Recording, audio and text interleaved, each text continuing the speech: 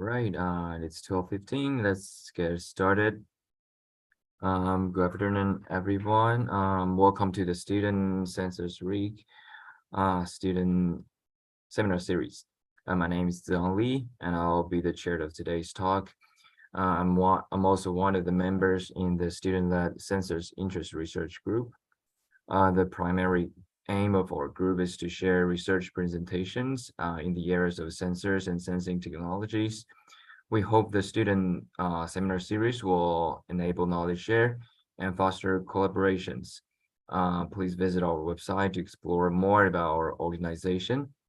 If you would like to present your research or interested in joining our group, please do not hesitate to email us.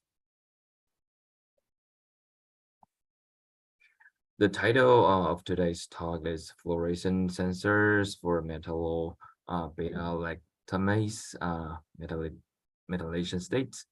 We're very excited to have Sky Price here today.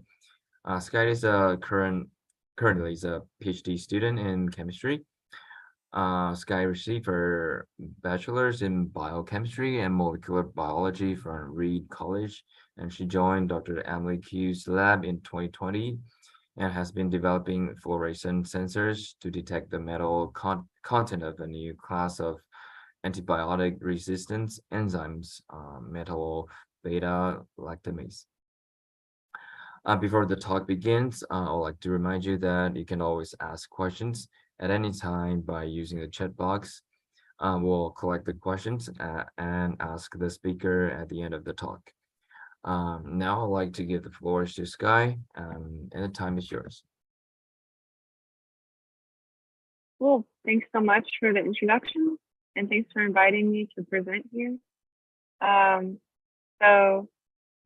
Like John said, my name is Sky Price. I'm in the K Lab here at UT, and today I'm going to tell you a little bit about my progress making fluorescent sensors for metallo-beta-lactamase relation state.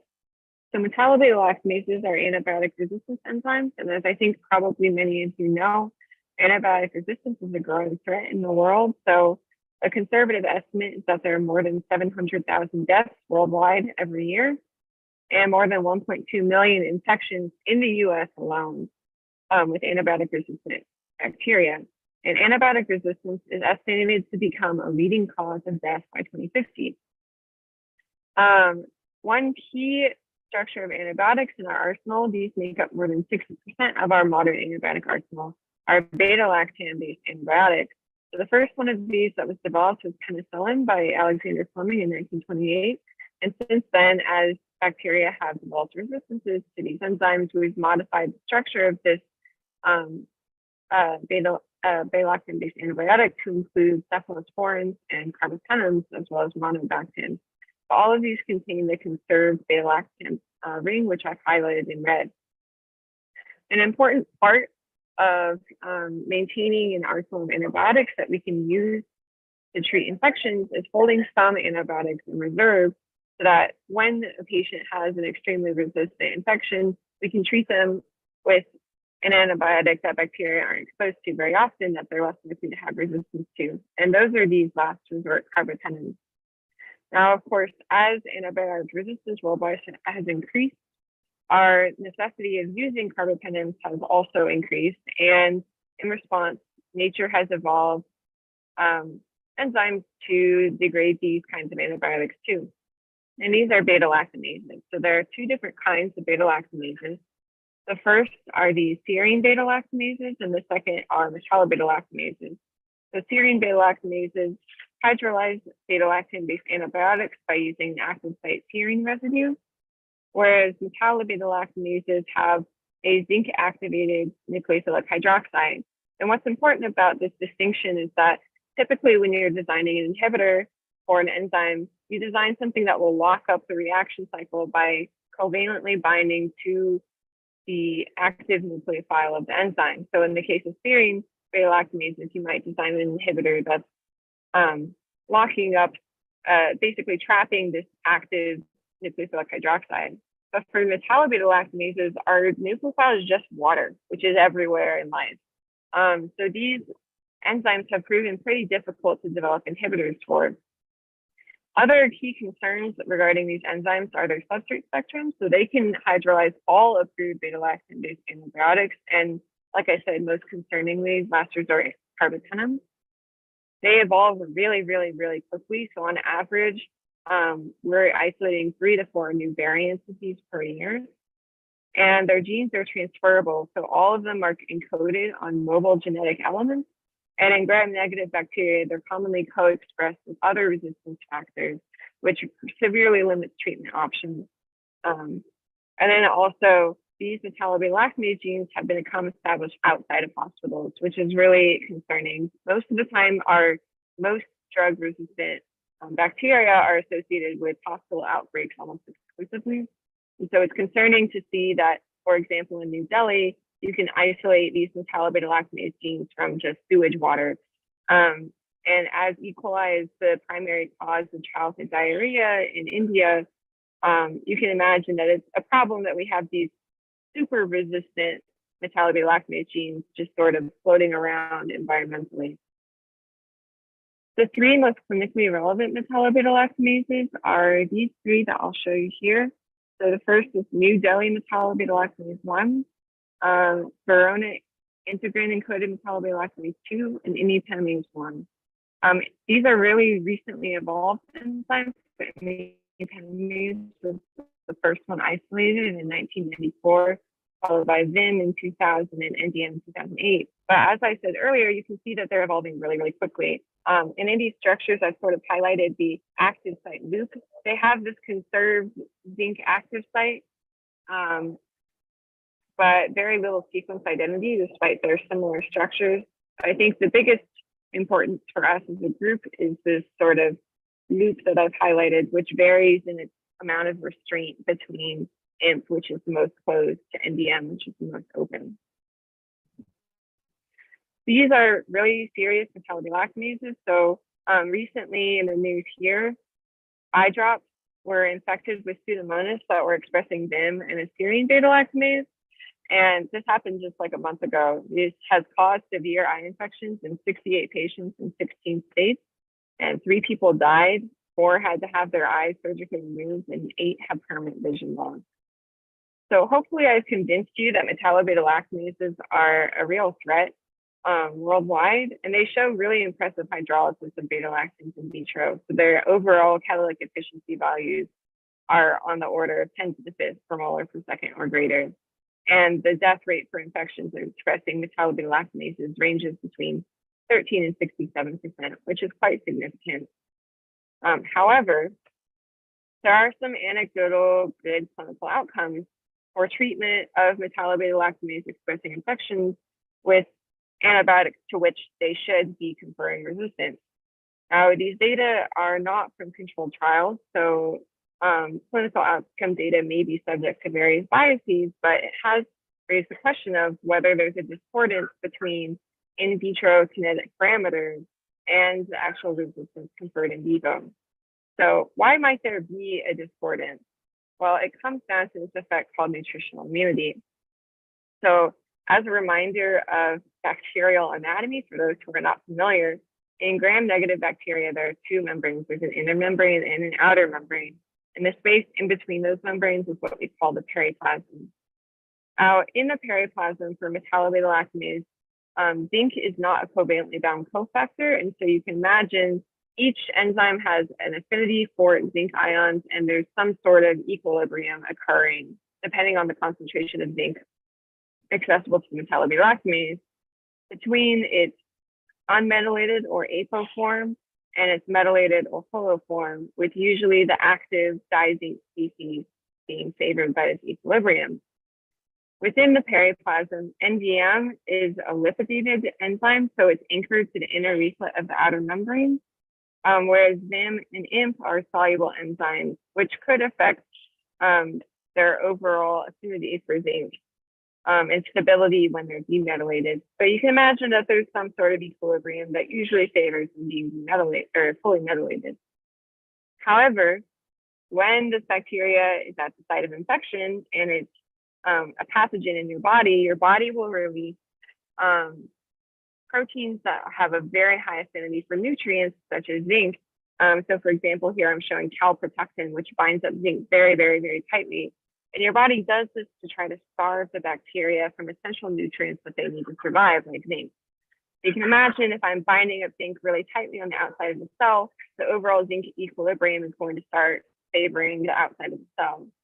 Now, the bacteria that's infecting you is going to see this sequestration of zinc outside of it, and it's going to go, oh my God, I need to make sure that I'm conserving as much zinc as possible because I need it for my basic cellular functions. And so it will mobilize this really tight binding receptor or transporter for zinc to pull zinc into the cytoplasm of the cell. But what's important about this is that bacteria are really good at modulating their cytoplasmic zinc levels, but as far as we know, there's no mechanism for modulating their periplasmic zinc levels. And metallo-beta-lactamases don't have any identified metallochaperones, so proteins that bring them the zinc. So it seems that they're mostly dependent on just this equilibrium of zinc in and out of the cell for metallation. And so I think you can see that there are sort of two competing directions where zinc is overall going out of the periplasm, and presumably this has some effect on the metallation state of metallo-beta-lactamases and therefore their ability to confer antibiotic resistance. But the question is, like, what is that effect? Now, it's not really trivial to determine zinc content of an enzyme in a live cell. There are a lot of different strategies for determining metal content. It's hard to differentiate between bound metal and unbound metal, and it's especially hard to do this in a live cell. And so our goal has been to develop these fluorescent turn-on probes to visualize the metallo-beta-lactamase metallation state in live cells. My predecessor, Radhika, did a lot of work that I have followed towards this aim. And so she basically coupled this environment-sensitive fluorophore to some sort of metal binding group, so that when you get binding to the protein, you get a fluorescence turn on. So I'm going to focus on the metal binding group for just a minute. We have this thiol-based metal binding group, which we took inspiration from this metallo-beta-lactamase inhibitor, D-captopril, which binds the zinc active site in NDM1 by bridging the two zinc ions. And we identified this as being a really good strategy for targeting the zinc and metallo-beta-lactamases, because if you remove just one of those zincs, then our probe will no longer bind. And so we have a really nice sensor for the metallation state of our enzyme. And most metallo-beta-lactamases have greater affinity for the first zinc than they do the second. And so you don't have to work at removing this first zinc. You can see when the enzyme is no longer active, i.e. when the second zinc has been removed using the bridging thiol ligand. As far as the fluorophore goes, we have this dimethylaminosalamine fluorophore, where we get turned on via TICT, which is twisted intramucosal charge transfer. Basically, the way that this works is our sensor is off in a polar environment, but it's on in a non-polar environment, such as a protein active site. So Radhika found that when she incubated this with NDM, she could see up to 17-fold turn on for the fully metallated NDM, and 12-fold for NDM that hasn't been supplemented with extra zinc. And then also when she tested this against a small panel of other metalloenzymes, she found that the fluorescence was very, very selective for NDM. So while there may be binding in other proteins, because the thiol is not necessarily a selective ligand, our fluorescence is mostly derived from binding metallo-beta-lactamase NDM1. So she took this and was able to visualize overexpress this delta 35 construct, which is a solubilized form of NDM that we use for studies in the lab. And this full length NDM, which contains that lead sequence and is anchored to the periplasm, so you can see sort of periplasmic localization around the outside of the cell. And then this mutated NDM, which still has that full leader sequence, but it can't bind to the membrane of the cell. But we saw the widest accessibility of metallation states with delta 35, so she proceeded forward with that construct. I talked a little bit earlier about how this probe is reversible, and the reason that that's important is because we can displace it like in real time. So for example, if you were to add an inhibitor into the active site, it would theoretically prevent the probe from entering the active site and you wouldn't see any fluorescence. So you can monitor inhibitor engagement, for example, to screen for inhibitors of NDM. Likewise, if you remove any of the metal ions by using a zinc chelator, the probe can no longer bind to the active site because, like I said earlier, it's bridging these two zinc ions with the thiol, and so we don't get any fluorescence. And Radhika was able to demonstrate that the binding of her probe was reversible by first generating her probe-bound NDM and then reacting it with substrate. So here, theoretically, the substrate will displace the probe. And then once the enzyme has consumed all of the substrate, the probe will slowly go back into the active site and we'll see sort of a regain of fluorescence. So indeed, this is what she saw. You can see that the fluorescent signal slowly goes back up to its 100% intensity over time after treatment with the substrate. So the probe is definitely behaving as it should. It's a reversible sensor for metallo-beta-lactamases. But more importantly, this demonstrates that the NDM in the bacteria is active polarizing enzyme. So we have this sort of like blobby phenotype, and some people had postulated that maybe these were like unfolded aggregates of NDM. But because we can see this regain of fluorescence as substrate is hydrolyzed, this demonstrates to us that the NDM is active in the bacteria.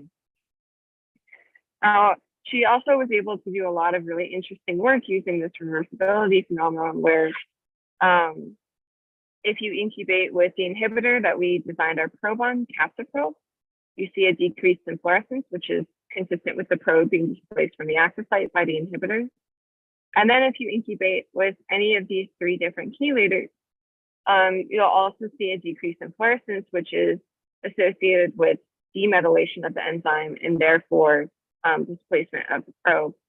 But what's really, really cool about these data is that they show that you can use PPEN, which is intracellular, or EDTA, an extracellular chelator, and both of these result in NDM demetallation.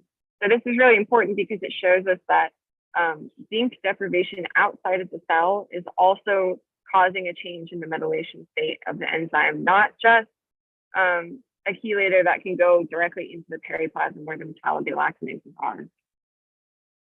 So Radhika did a lot of really incredible work, but one of the drawbacks of the probe or limitations of the probe that she designed is that it's unable to really visualize any other metallo-beta-lactamases. So I told you earlier that I'm interested in studying 3 different metallo-beta-lactamases, but we get a relatively poor fluorescence response in these other 2. And I spent a little while trying to modify her probe scaffold to get a better response for these 2 metallo-beta-lactamases, but it seems that that active site loop is so closed that the important donor acceptor junction of our probe ends up being exposed to the polar environment. And so we get a much reduced extent of turn on via the TICT mechanism for those 2 enzymes.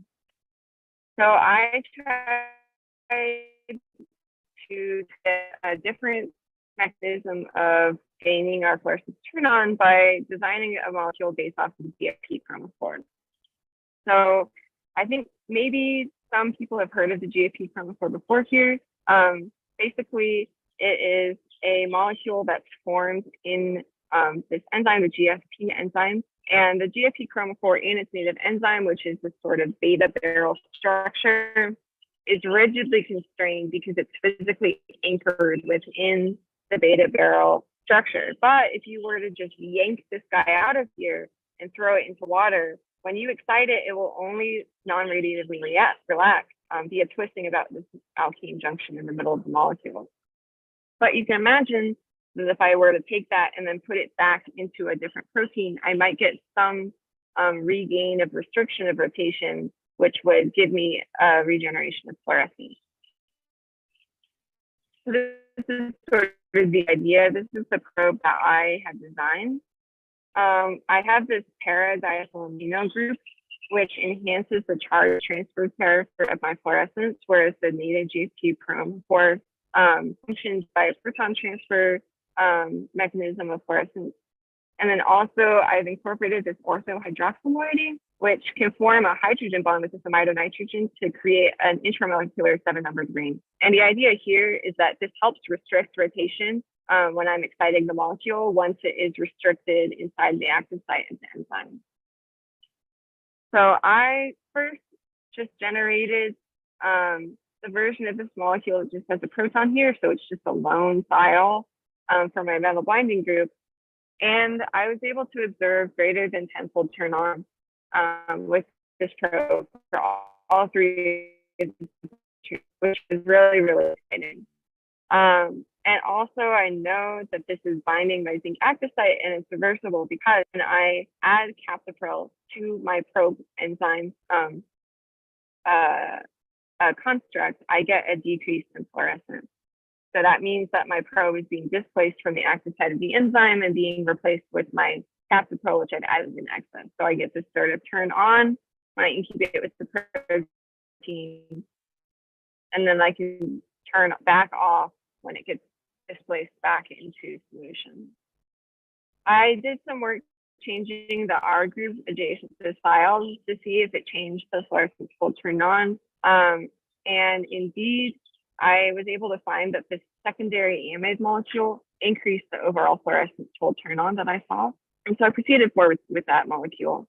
And these molecules all show relatively similar inhibitory potency to Radica's molecule 4D, which means that their relative level of affinity for the enzyme is relatively similar. So these molecules are selective for the delta 35 NDM construct with live E. coli. My Metallo-beta-lactamases are encoded on an inducible promoter, so I can induce with IPTG, which just means that when you see plus IPTG, I have NDM being produced. I mean, in the absence of IPTG, there's no NDM production. And as you can see, when NDM is not being produced, there's no fluorescence turn on. Whereas in the live bacteria, when NDM is being produced, I see a pretty large fluorescence signal over time. And just like with Radica's molecule, I can use this molecule to monitor the metallation state of NDM1. So using the intracellular chelator T-pen, I can see that when I add a large amount of this T-pen, the NDM looks like it gets completely demetallilated. I have almost no fluorescence remaining after treatment with this molecule. And then similarly, using the extracellular T-pen analog P-TESA, which has the sulfate moiety, so it can't enter cells. I also can generate a demetallation of the enzyme.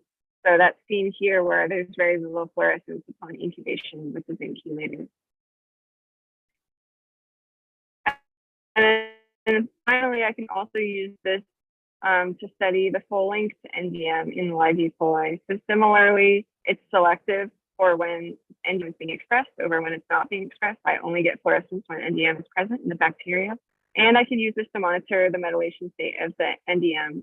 So when I treat with T-pen again, I see a decrease in fluorescence relative to when NDM is fully metallated in the cell.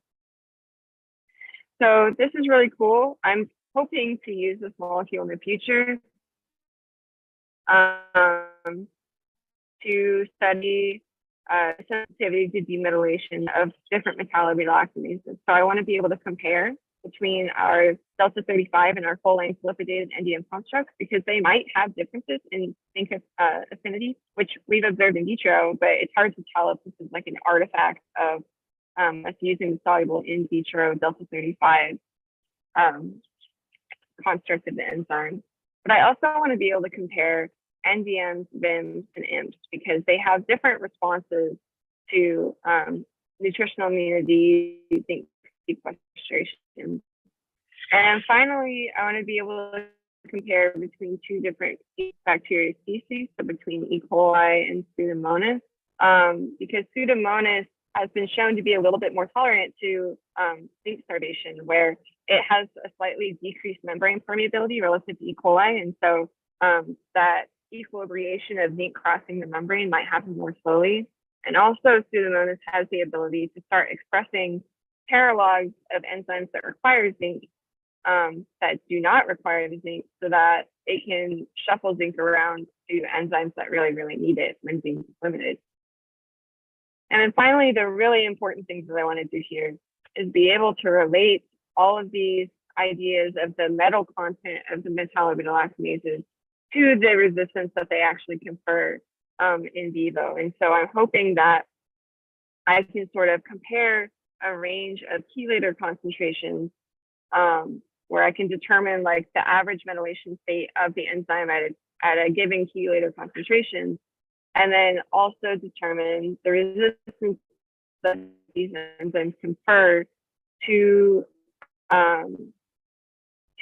antibiotics that they should be hydrolyzing at those given concentrations of zinc chelator. So, i.e., at a different accessibility of zinc in their environment. So that is about all that I had to talk to you about today. I'd like to acknowledge my PI, Emily, and then also our collaborator, Walt Fast, in the pharmacy department, Radhika, for building a really great proof of concept work that I can build off of, my undergrad, Serena, and then my collaborator, Dan, in the FAST lab, and Tom, who expressed all of the VIM for us, and then all of my lab mates in the K lab who make my life tolerable. And with that, I will take any questions. Yeah, thank you so much for your amazing presentation. It's very informative and it's very interesting. So let's wait a couple minutes for audience to have their questions. You can unmute yourself to ask question or leave your question in the chat box. In the meantime, I have a question. Did you do any stability test for your fluorescent probe? Like in different pH value? How stable it is? Yes.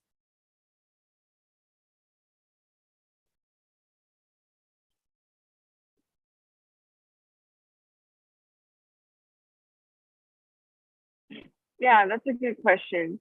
I haven't done stability tests with the probe by itself, but I can tell you that within the time context of the experiments that I'm performing, the fluorescence stays pretty stable after 15 minutes of incubation time. So I think, let's see if I can go back to the slide. You can see that I sort of have this like increase in fluorescence where this is about my maximum fluorescence I see. So this is probably the time that it's taking the probe to enter the cell. And then after that, the fluorescence stays relatively stable over time. And so that indicates to me that within the context of the E. coli, the probe is pretty stable. A major limitation, though, is that we're using the thiol-based binding group. And so it's very sensitive to oxidation. It'll form disulfides in the presence of an oxidant. So I have to be careful. Usually in these experiments, I'll include some sort of reducing agent with my probe to make sure that it's in fully reduced thiol form. I see. Yeah. Thank you. I think Dr. Fan, do you have any questions? Hi, Sky, a very nice talk. Actually, when you show the image, I already got the answer of my question. My question is that what's the heterogeneity of the response of bacteria? Because different bacteria may have different response. Now, when I see this picture, I already can see like there's different, but all of them have these fluorescent signals.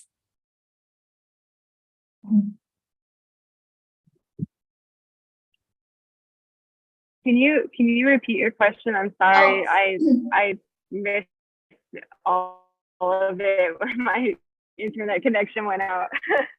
Oh, okay. I mean that, do you observe differences Or of? maybe type it in the chat too, if that's easier. Oh yeah, maybe I can type, but I don't know where's the chat. Okay, here is the chat. Sky, maybe you can turn off your video. I mean, yeah.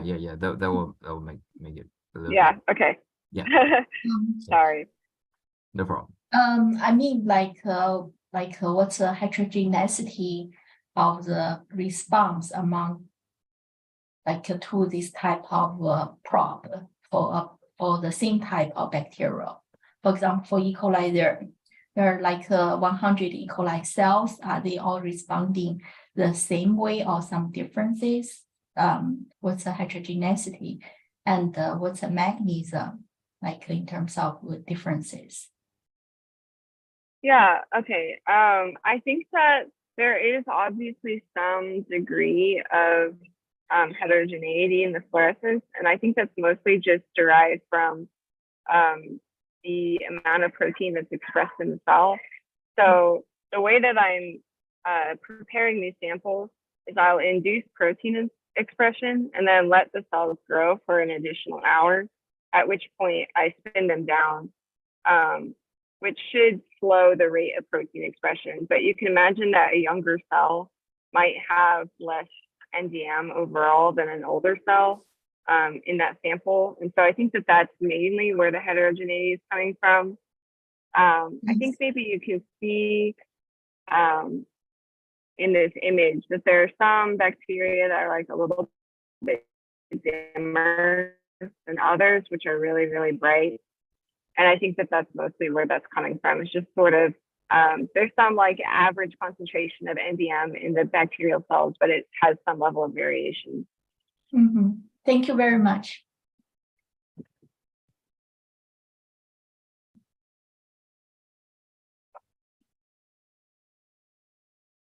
Okay. I have one last question. What new knowledge does your research provide about the potential of these fluorescent probe to help in the development of new therapies or antibiotic resistant infections? Yeah, so like I mentioned earlier, one direction that our lab is going is trying to use these molecules to be able to screen for new inhibitors of these enzymes. So because you can see a decrease in fluorescence when they're displaced, you can imagine that you could screen a bunch of different molecules, and ones that bind more tightly, you'll see an increased extent of fluorescence loss from the probe being displaced. But what I'm really focused on is trying to figure out under what circumstances can you prescribe a beta-lactam based antibiotic to treat these kinds of infections. So, maybe if the individual is healthier, their immune system is more able to be mobilized to restrict zinc outside of the cells. But also, I think there's this question of between each enzyme and between the two bacteria species that I'm interested in looking at, is your body going to be helping you get rid of those by sequestering zinc, or should we consider them to be more resistant to beta-lactam based antibiotics? So I think the big question that I'm trying to provide data to solve is which of these enzymes, is there ever a time where the resistance that they're conferring is negligible because of the effects of your body? So yeah, that's where I'm going. I see. Yeah. Thank you very much. Due to the time constraint, so if your question is not answered or you have any further questions, please email us and we'll deliver your question to Sky and we'll get back to you soon. I would like to thank you again for your great presentation, and I wish you all the best in your future work. And I will also like to thank our audience as well for joining us today. This is our last talk in this semester, and we're very much looking forward to seeing you again in fall semester. Thank you. Thank you, everyone.